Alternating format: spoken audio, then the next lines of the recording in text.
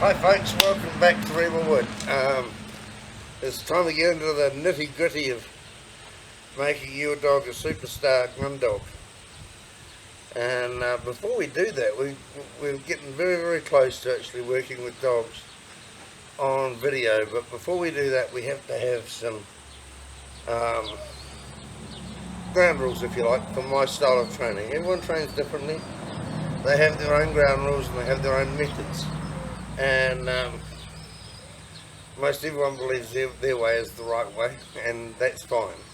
And you will, on your journey of training your dog, um, develop what works best for you.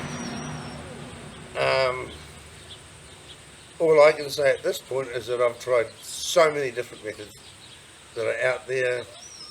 Just about everything that I've witnessed, I have tried, and I'm reasonably confident that the way I'm doing things now is definitely the best way for me, and it's producing pretty handy dogs.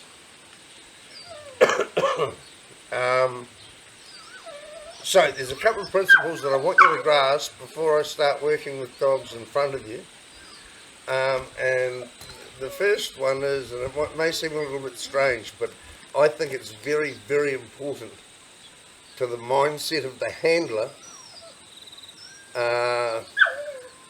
when setting out to train a dog.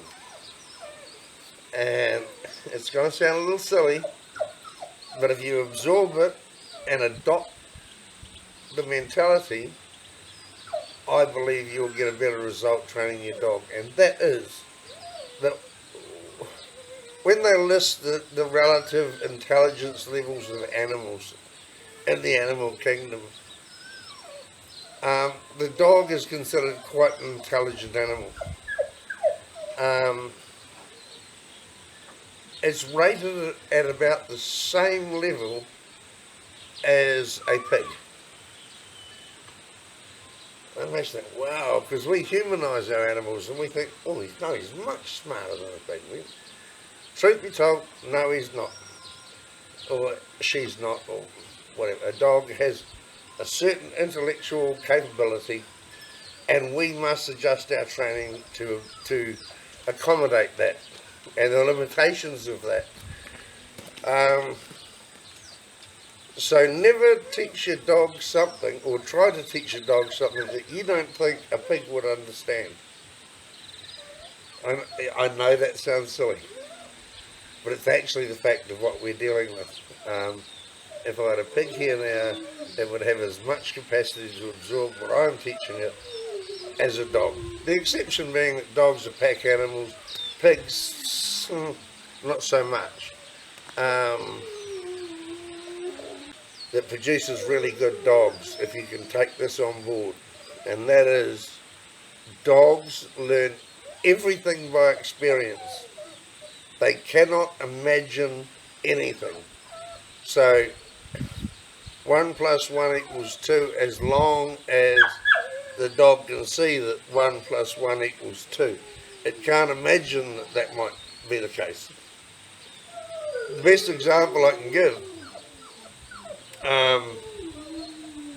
is kind of a horrible example, but it does illustrate the way the dog's mind works, and that is a dog that sees a road, the road is empty, there's a car 50 metres away, travelling at 50 kilometres an hour.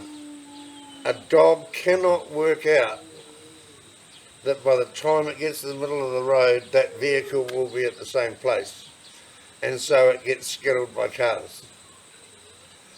However, if a dog has that experience, survives it hopefully, it learns by that experience. It's now probably capable of crossing the southern motorway without getting hit, because it's had the experience. It can't sit on the side of the road and go, if I do this, this might happen. It actually has to have that thing to happen for it to know about it. Now that's a very powerful key in dog training, because if we can take a dog right through the train the way we want it to behave without experiencing any of the things that we don't want it to experience, it won't even know they exist. It will only know what we've shown it. Now, that's a very, very important point. The last thing I'm going to say, just in a short clip, is that within a wild dog pack there is very, very little violence towards each other, towards young pups learning. They're not really punished as such for misbehaviour. They're not treated for good behaviour. They simply exist within that pack, and the pack can express. Okay, so there's very little violence within a dog pack.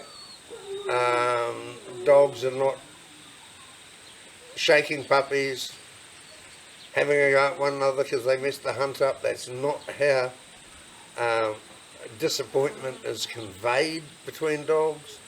Bear in mind that they're not really vocal animals. They do it all by body language, and that's something we're going to explore in great depth as we go forward on this journey together.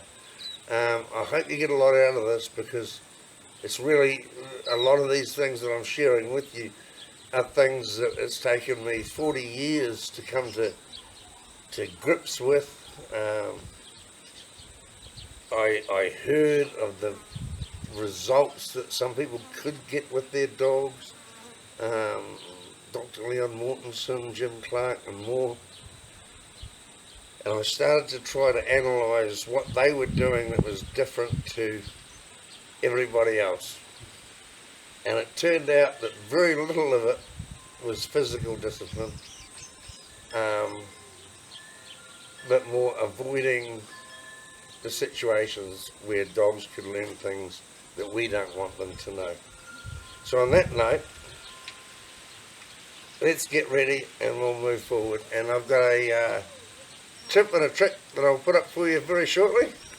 Along with all this training stuff, you also got to have the odd thing up your sleeve that's just handy to know.